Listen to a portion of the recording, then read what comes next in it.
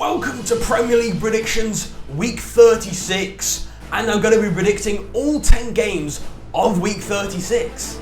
And the Champions League qualification spot race in the Premier League is going right down to the wire, and there are some crucial games which can decide teams from getting to the Champions League or not. So I guess without further ado, let's predict all 10 games of the Premier League Week 36. Starting off at the St Mary's, it's Southampton versus Manchester City, and everyone looking at these two sides knows exactly what I'm going to predict. Is there even a debate? Manchester City 4, Southampton 0. I mean, Southampton couldn't even beat the second worst team in the Premier League, Leicester. They even lost to Leicester, 4-0 to Man City. Now over to a game which is going to be an extremely close game. It is at Craven Cottage. It's the Cottagers versus Everton. Now Everton, I predicted that they would win 2-0 against Ipswich Town. And well, it definitely looked like it. They were 2-0 up, clean sailing, and they absolutely bottled it. I have to admit, Ipswich Town, I have to give you a round of applause because you looked good against Everton. And Everton, that is a bit of a concern, but to be honest, Everton, you've got nothing to fight for. You're going to make it a close game.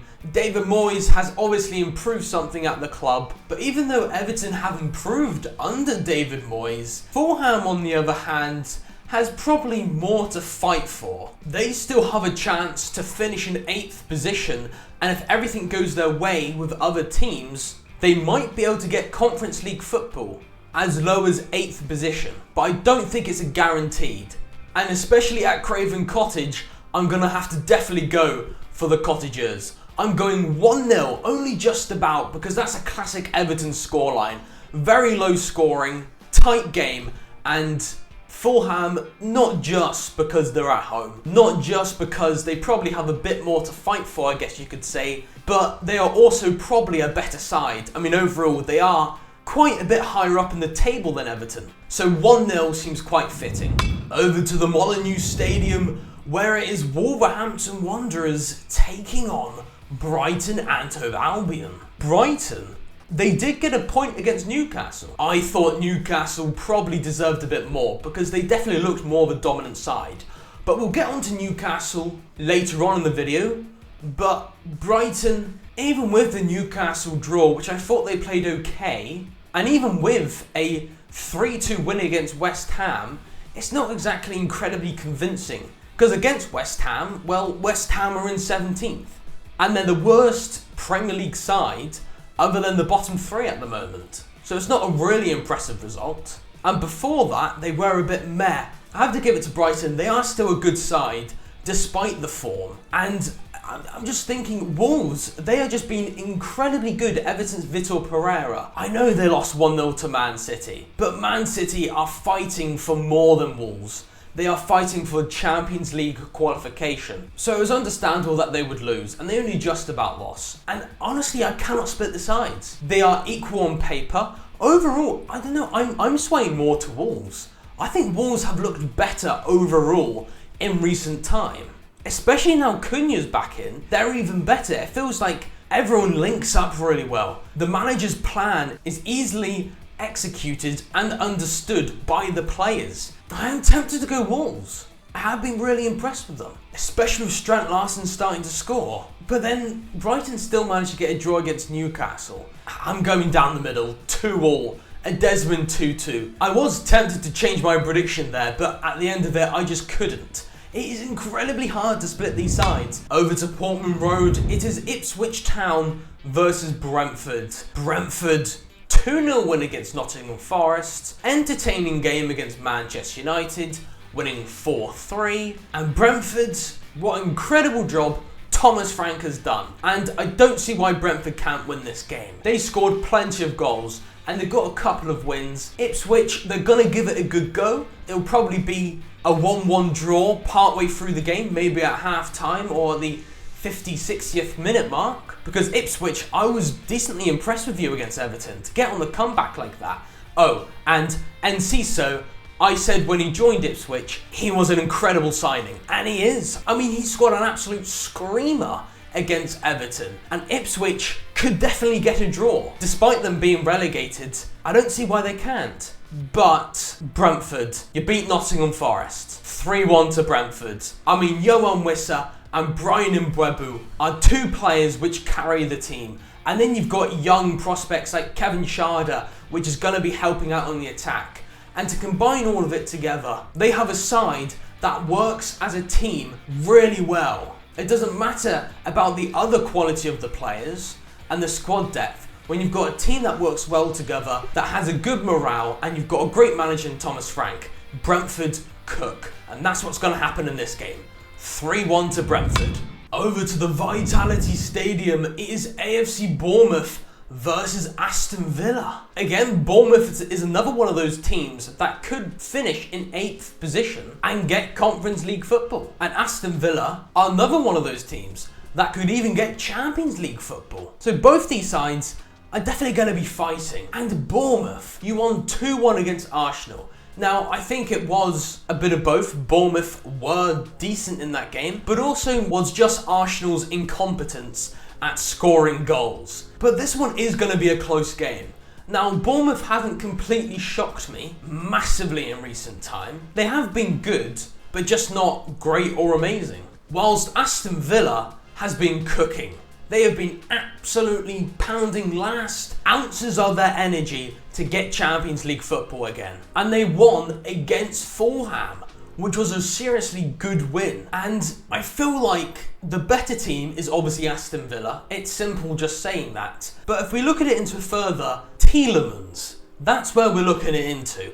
Because Tielemans has been a standout player for Aston Villa this season, sitting in the midfield and putting lofted balls over the top to any attackers for Aston Villa to run in behind the defence and be a great passer, not just over the top balls, and how important he is going to be to get Aston Villa on the right tracks. Because, in my opinion, him being in the side will automatically make Aston Villa win this. Aston Villa are better, they're cooking more, and Tielemans, I could just imagine him putting for a great pass in that midfield, just sitting there patiently, puts in a pass. Ollie Watkins can finally get himself another goal. Running in behind defence is what Ollie Watkins does best. And Aston Villa will win this 2-1 away from home. By the way, I did originally have this 2-all. So if it is actually 2-all, I'm going to be very annoyed. But I do feel like Aston Villa are the better side. But Bournemouth still have the good attackers as well. Stop right there, because these videos take me a very long time to make. And also, this version of my setup and editing is in testing mode, which means I'm still working on it. So, to improve my video, why don't you help me out by clicking that like button there? That's all you have to do. You don't have to, of course, but it will help immensely. And maybe even help me predict better as well. At the start of the video, I mentioned about teams fighting for a qualification in the Champions League and European competitions. Well, this game is probably the biggest after it's at St James's Park. It's Newcastle United versus Chelsea. And Chelsea destroyed Liverpool. And obviously both of these teams are fighting for the Champions League. And I do believe even 5th place has a chance to get into the Champions League. So it makes it more likely that these two teams probably will get Champions League. But who's gonna win? Well, number one, it's at St James's Park. And knowing Newcastle's fan base normally makes St James's Park quite loud. And considering Newcastle have the second best form in terms of points in like the last 19 games, definitely makes me feel like they are probably the favourites against Chelsea. Now, obviously I do support Newcastle, so I'm going to have to try my hardest to remove all biasness from the situation. Now, last video I did get Newcastle wrong. I went for Newcastle to win, but they drew. But I do have to admit, against Brighton, Newcastle, they were the dominant team. Newcastle started off brilliantly. It wasn't an awful game like against Aston Villa when Newcastle lost at 4-1. Newcastle played brilliantly in this game. And Harvey Barnes is brilliant. He was probably my player of the match for Newcastle United.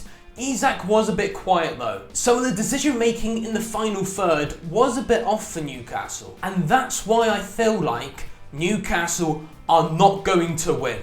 I don't feel like they are. I could imagine Newcastle being quite a dominant team, but the decision making right in that final pass or the final shot isn't there, because Isak only scored a penalty. And a lot of the time, he wasn't really the main person in the attack. But then we look at Chelsea, they battered Liverpool. And that's where I'm thinking, is the reason why Chelsea battered Liverpool because they really wanted the Champions League spot? And Liverpool didn't care a fiddle because they've been out partying, really happy that they've won the league title. So they didn't really care a fiddle about the Chelsea game. That probably had something to do with it.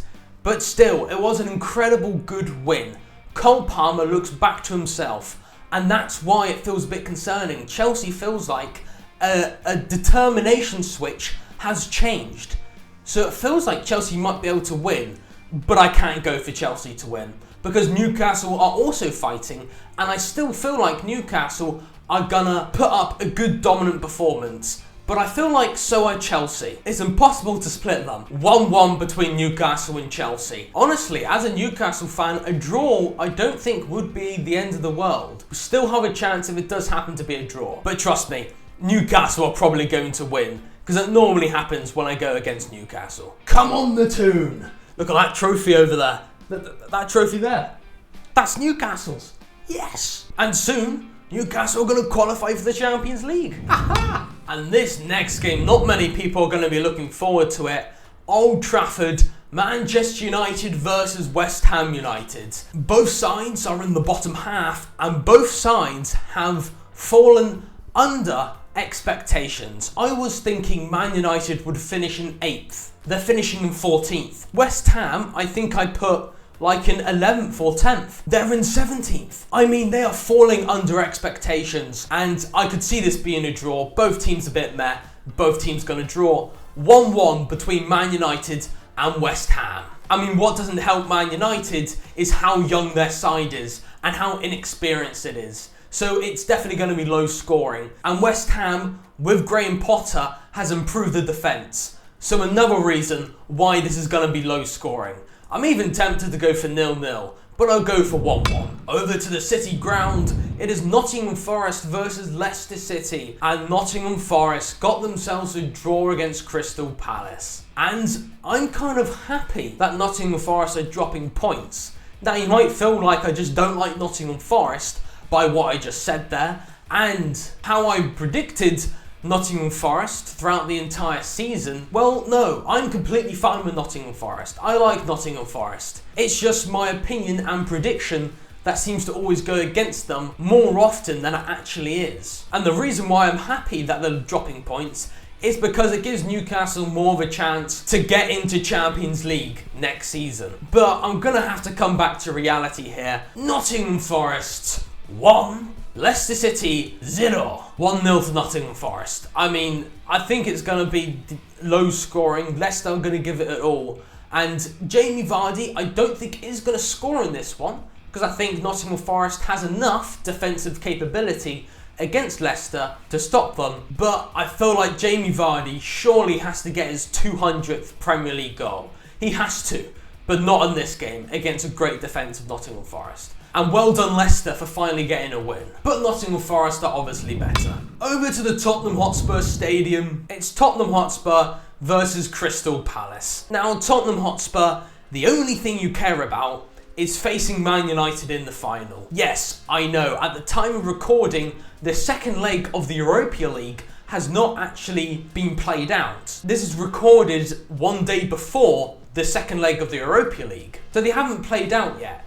But I think we can all agree, considering both Tottenham and Man United have actually won their first leg, it probably means they're going to go through to the final because they've got a decently big goal margin. So Tottenham don't care a fiddle about this game probably. They're staying up in the Premier League, and considering they couldn't even beat 17th place and the fact that they are in 16th, I could imagine Crystal Palace battering Tottenham. I'm going 4-1 to Crystal Palace. It was a great draw by Crystal Palace, and Palace are through to the final of the FA Cup. So even though they're going to have the nerves and pressure in the final, I feel like they're still going to give it their all against Tottenham to kind of be fired up and have good momentum and good positivity going into the final. So they're going to give it their all to try and get a win before the final. It puts you in a good mood for the final, which then would improve performance in the final. But I've got no belief for the rest of the season for Tottenham. 4-1 Crystal Palace. At Anfield, it is Liverpool versus the Gunners. Liverpool, I don't know what the score's going to be in this one because it's really interesting. I feel like Liverpool, now they've won the league, they've got nothing to fight for, I guess you could say, other than just a good finish in the Premier League. But then Arsenal, they're going to be occupied by the game against PSG, which at the time of recording has not happened yet. So it is still 1-0, and I don't know what the score's going to be. But Arsenal, you had a seriously big problem with Bournemouth, and this season, of being massive bottlers of leads. Bottled a 1-0 lead to make it 2-1 against Bournemouth. But I'm just thinking, is Liverpool going to win this? Because they lost to Chelsea and the defence looked all over the place at times, making mistakes here and there, not properly focused. But then I'm just thinking, Arsenal, it doesn't matter if Liverpool won't have as much fight because the title is theirs, but Arsenal could probably be a dominant side in this game, but score 0 goals.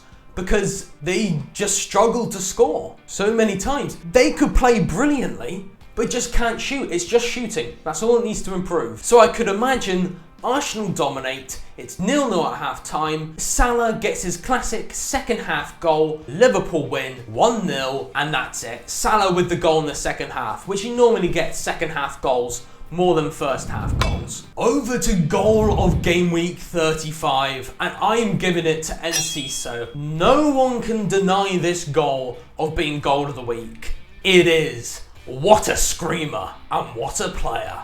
But if we just skip through this next segment, I got 1 point out of 20 points last week. So yeah, I mean, not good. You could say that. I just want to quickly clarify. Last week, I got 9 points, but I absolutely fumbled. I think it's just a one-off though, because in recent time, the last month or so, I've been decent. But overall, that does put me on 183 points out of 720 points. But overall, I'm hoping you're having a lovely day. And just one more thing to say. Toodle pip.